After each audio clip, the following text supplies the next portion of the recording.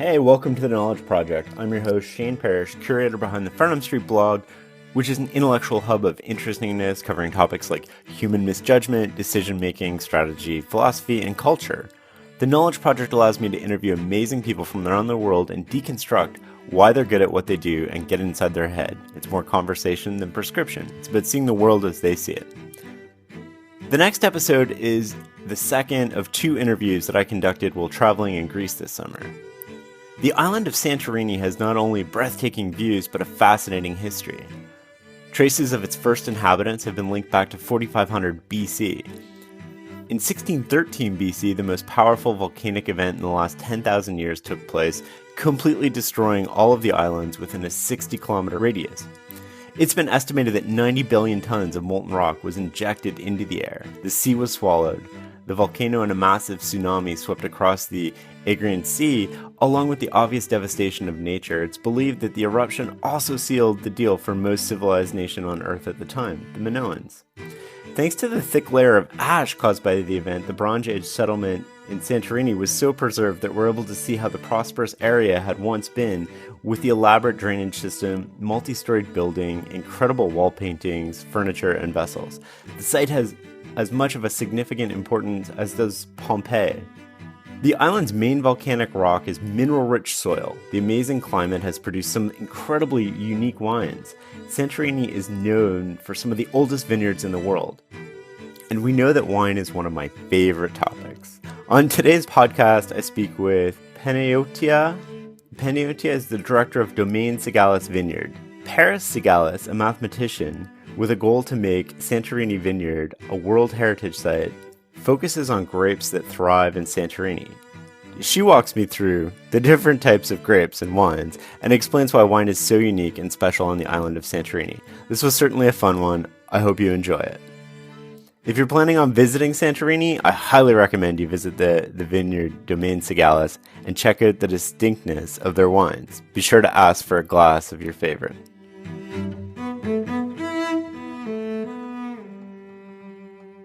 So I'm here on the famous Domaine Sigalas, and we're going to talk about the history of wine on Santorini.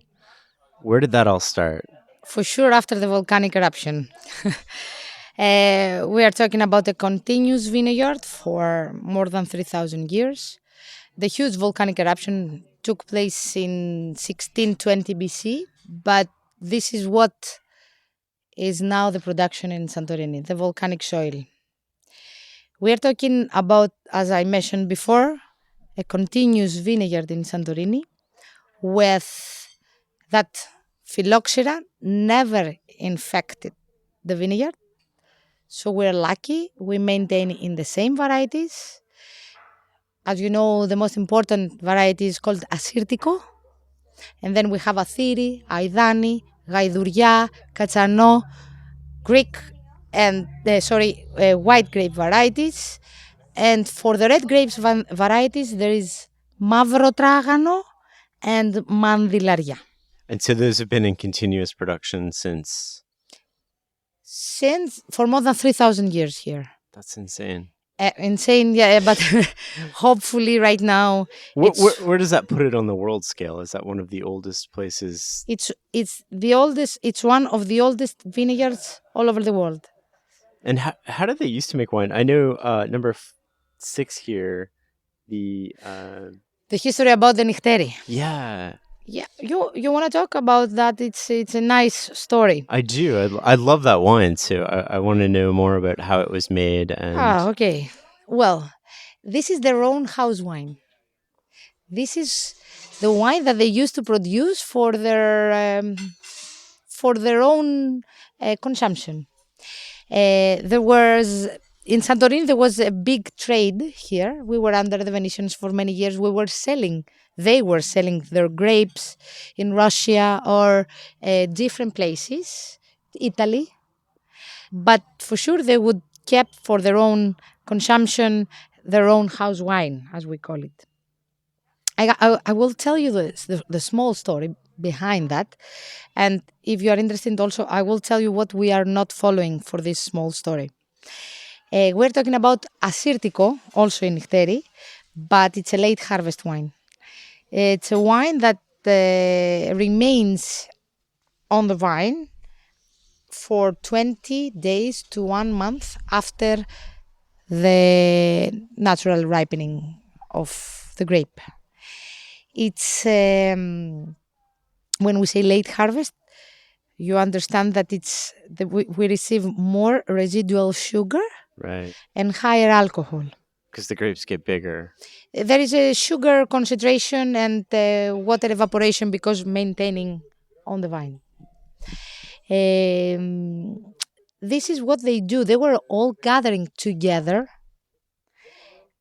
to do the nichteri, not to sleep at night and press the grapes by feet. Need a laptop that's built to perform and designed to last all day? Select Windows 11 PCs starting at $499.99 are now at Best Buy. Learn more at bestbuy.com. Best Buy. Imagine that. We follow the same procedure, not by feet, but we are receiving the best quality of grape. As you understand, it's the free run juice that you can receive if you press the grapes by feet. We do the same. It's 100% of Assyrtiko, like they used to do. To use Assyrtiko, it was at least the 60% of all the vineyards in Santorini used to be something. Used to be Assyrtiko. They were fermenting the wine, used to ferment and age in old oak barrels. There was a tradition in making oak barrels in Santorini, and they used to seal the barrels with cement. Oh, wow. But they left a blank in between. They didn't top up the barrels. Okay. Why? Because they might leave it like that for at least 3 or 5 years. So they might have a re-fermentation. This is what we don't follow. We follow exactly the same way. Late harvest wine, only Assyrtiko. We're talking about higher alcohol and some residual sugar that you will find. For sure, it's a dry wine. We age our Assyrtiko for at least 30 months to 36 months in old oak barrels. The only difference we don't follow is that because of the climate conditions that are in our cellar, we don't leave the blank, and we top up the barrels. The most important is to remember that they used to produce nichteri with 17 degrees of alcohol and 20 degrees of alcohol, and they had the floor appearance. The floor that we can find also in the sherry, in the Spanish wines. So the floor was protecting the wine. Oh, wow. And gave these oxidative aromas to their wines. Okay. There's a great potential of aging in these wines because of the sugar content, right, and because of the high alcohol content. So if you are lucky on the island and taste an old nichteri from an old man, you will be amazed.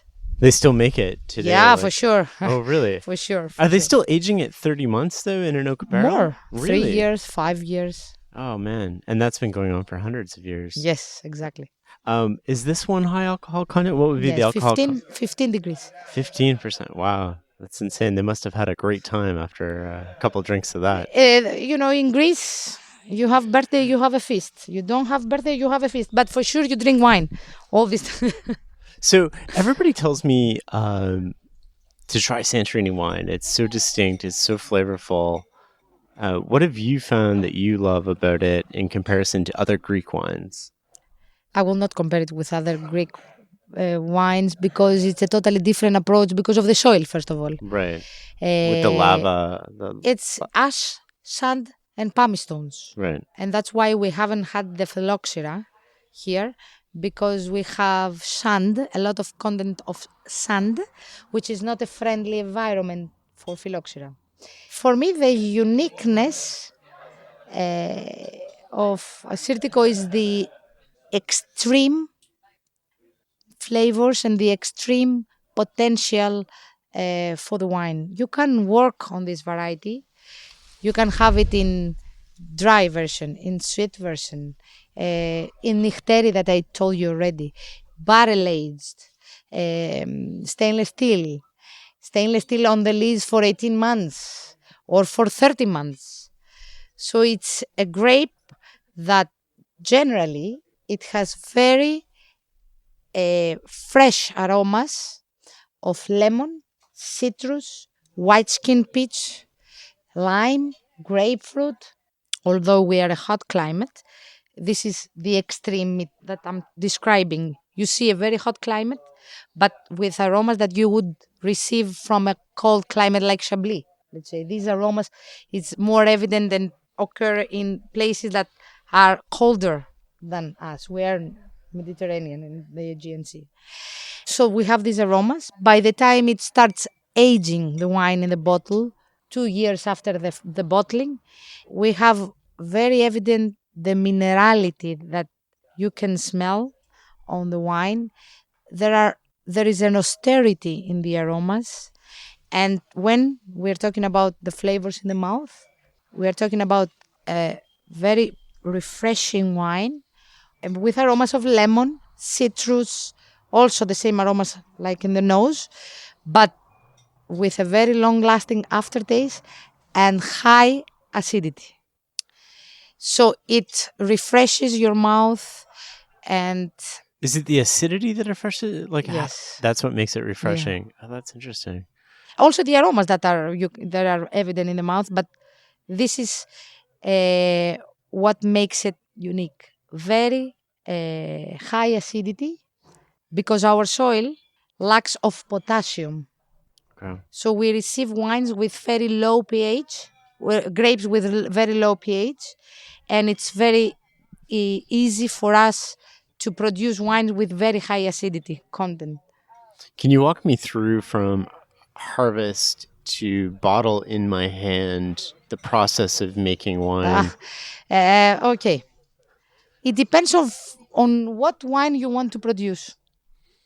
If you could say the simple Santorini that we are produce 100% of Assyrtiko in stainless steel tank. The first bottling, the wine stops the fermentation and it can remain with the lees for 2 months and then we release it in the market. Okay. You might want to produce a wine that you want the wine to ferment and age in new French oak barrels, for example. This is a totally different approach because you receive a wine after 6 months in the bottle, and for sure it needs time to remain also in the bottle in order to be very balanced and to consume it. Generally, what I believe is that Assyrtiko, in order to give you this extremity I was telling you, and to be very balanced after the bottling, needs at least 1 year in the bottle. And with a great potential of aging, at least 7 years in the bottle. Oh, wow. So we are starting from fresh aromas, and then we continue with very mineral and nutty aromas. With we continue something like you could smell apricot, very fresh apricot, but the wine can be 5 years old. You can smell lemon peel or lemon pie.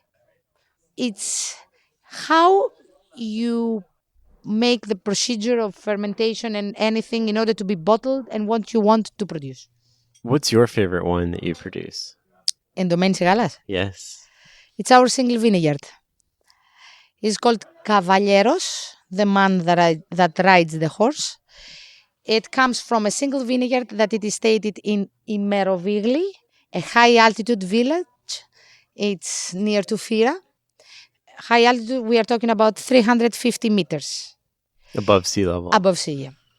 And want to elevate your travel experience? Here's how. With a Delta SkyMiles Reserve American Express card, you can relax before your flight in the Delta Sky Club with up to 15 visits per medallion year. And now through July 15th, 2026, you can earn up to 125,000 bonus miles, so you're closer to your next adventure. The Delta SkyMiles Reserve card. Check out the new design at www.delta.com/Spotify. Minimum spending requirements and terms apply. This is the first vineyard that Paris Sigalas started buying grapes. It's a long, huge story behind this label.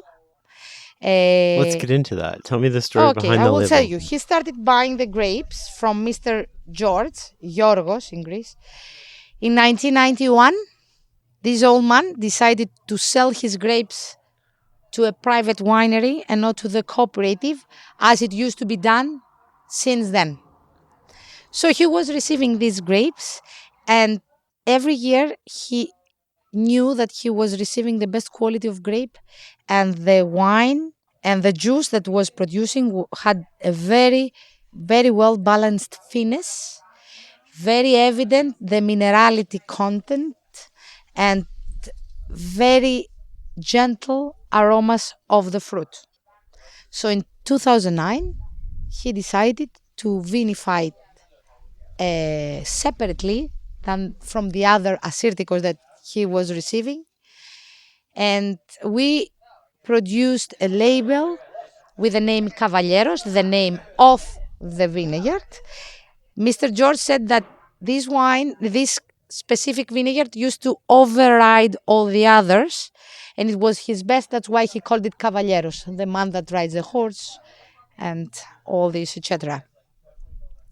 So in 2009, we produced the new label of Cavalieros, 100% of Assyrtiko, but with something different. He released it in the market in 2011, the 2009, and the wine remained on the lease for 18 months in stainless steel tanks with a great potential of aging and very, very evident the minerality and the fresh aromas of lemon peel with very high acidity. It's an amazing wine with a great potential of aging. Why do you age it in stainless steel tanks and not oak? In barrels, you mean? But we have the other labels in barrels. Okay. What would that do to the flavor of it, do you think, if we did it, this specific vineyard in barrels, you mean? Yeah. I believe that the aromas of Assyrtiko are very gentle and not that evident and pronounced. So the oak might change a little bit and will not give all this austerity that we would love to have. If you would ask me if it's to compare the grape Assyrtiko with something else, I would compare it with an Alsatian Riesling or a German Riesling. Okay. But for sure, the mouth is totally different from the Rieslings. Can you walk me through what the most difficult and fragile state of the winemaking process is? What do you mean difficult? For me, when is it most fragile?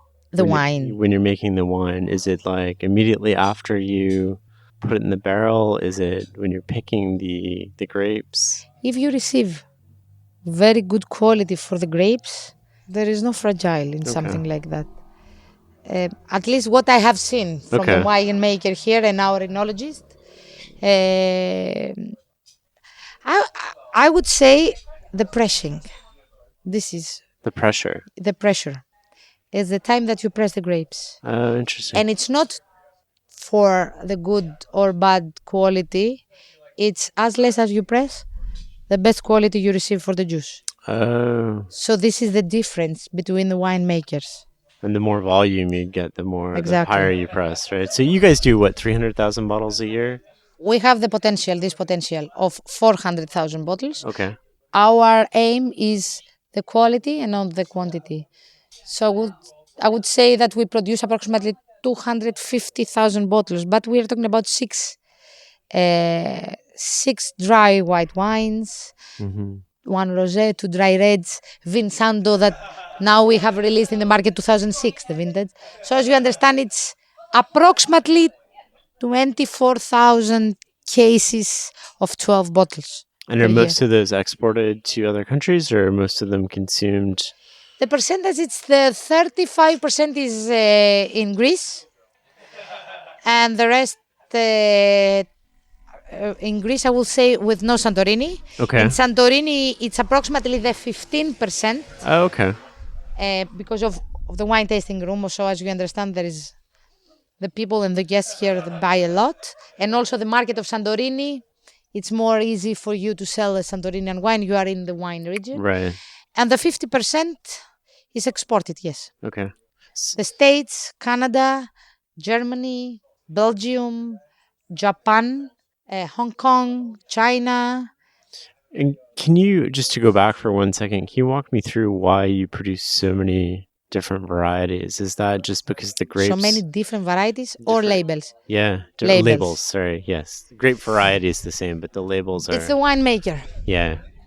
He will never stop experimenting. How do you experiment with that? Do you kill them off if they're not working, or they don't turn out the way you want? Of course we kill them off if they're not working. And I noticed the vineyard was called an experimental vineyard. Yeah, we are sitting next to our first experiment, the heretical vineyard, as they called it in 1997. First, Sigalas started experimenting on the variety, which the name is Mavrotragano. I won't be spelling that. Yeah, Mavro means black and Tragano means crunchy. Okay. So it's black and crunchy in a word. So Sigalas is one of the first winemakers, and Hadjidakis, another winemaker from Pyrgos village, that they starting experimenting in red grapes. Until 1997, the red grapes used to be used for their naturally sweet dessert wines, and they used to be a small percentage in red grapes in the Vinsando. Since 2002, and under the legislation, you are not allowed to use red grapes in the Vinsando production. So there were, as you understand, a very small percentage for the red grapes, 0.05, something like that. So they started replanting this variety that was under extinction. And until today, we managed to produce 8,000 to 10,000 bottles of 100% of Mavrotragano in dry version. This is the first vineyard that surrounds the wine tasting room.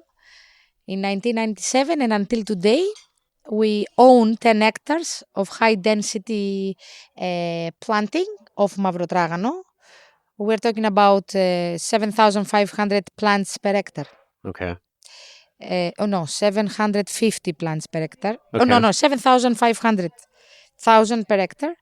And we do a green harvest, so we receive the same yield even from the trellis system, because as you understand, on the traditional pruning, you receive very low yield. Yeah. So we receive the same yield even with the trellis system and with the high density planting. And we do a green harvest. We cut approximately half of the clusters 20 days before the harvest of the Mavrotragano for the dry red wine. And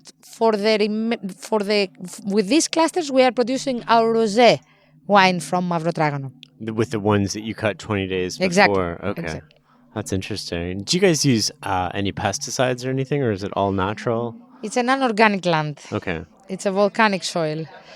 We might use copper or sulfites, but with a very low percentage if it's needed for the mildew or oidium. But 10 years now, for me, it occurs twice. You for sure you put for some sulfites in order to prevent something like that, an appearance, but there is no reason for pesticides. It's an anorganic land. Volcano saved us. Yeah. Yeah. Not only us, it's the fava beans, it's everything.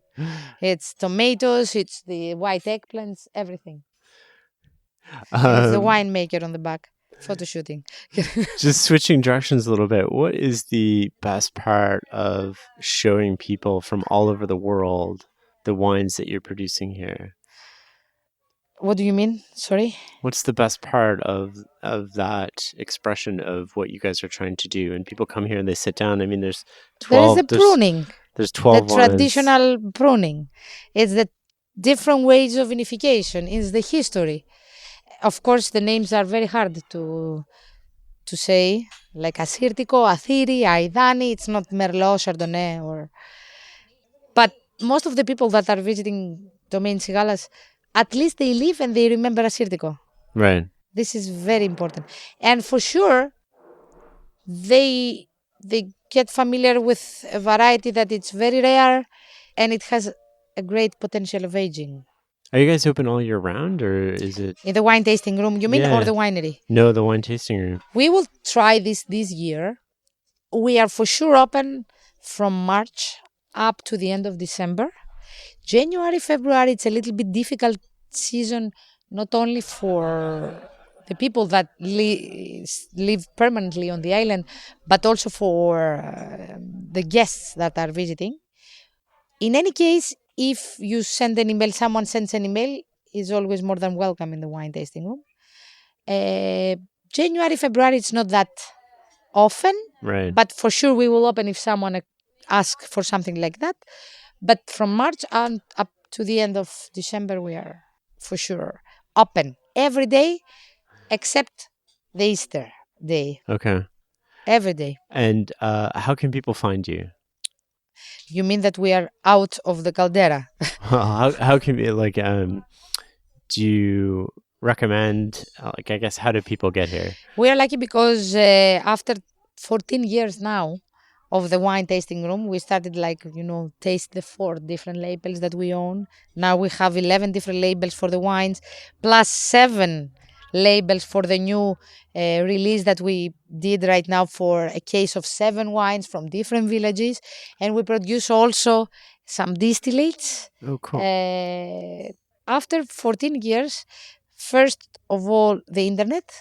So Domaine Sigalas, mostly for people that are from the States or Canada, it's a very well-known winery. The hotels, it's a huge help, the hotels from all the island. And it's something you have to do. It's like you're coming in Santorini, it's not only the beach, the caldera, the food, the gastronomical destination. It's also the wine. Here we have also a restaurant that we do something like a food pairing. Yeah. We use our own local products. We plant our fava, we plant our tomatoes, our zucchinis, everything. So it's our production. And also we buy from the growers anything that it's in season. And we do a food pairing with our wines. So would you recommend when people come here to visit the tasting room that they do the food pairing with the wine? Yeah. And would you recommend that they do all the wines? Or I noticed that you distinguish between just the dry wines and then the dry and the sweet. Most of the people do not prefer the dessert wines. For sure, if you are visiting Santorini, you have to drink Vinsando. Yeah. It has such a distinct... It's for me, it's one of the best dessert wines that are produced all over the world. Yeah. I will not talk about Sauterne, but for sure Vinsando, it's something... a totally different approach, we would say. And just one more question before I let you go here. But what would you like all tourists to know that they don't know on Santorini? Nice question. For sure, all the visitors, I would say guests. It's people that for sure drink wine, yeah? Yeah. I mean, who doesn't drink wine, really? Yeah, no one. To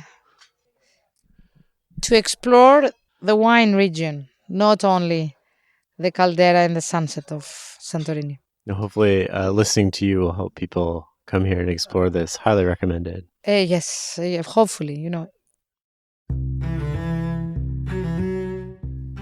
Hey guys, this is Shane again. Just a few more things before we wrap up. You can find show notes at farnhamstreetblog.com/podcast. That's FARNAMSTREETBLOG.com/podcast.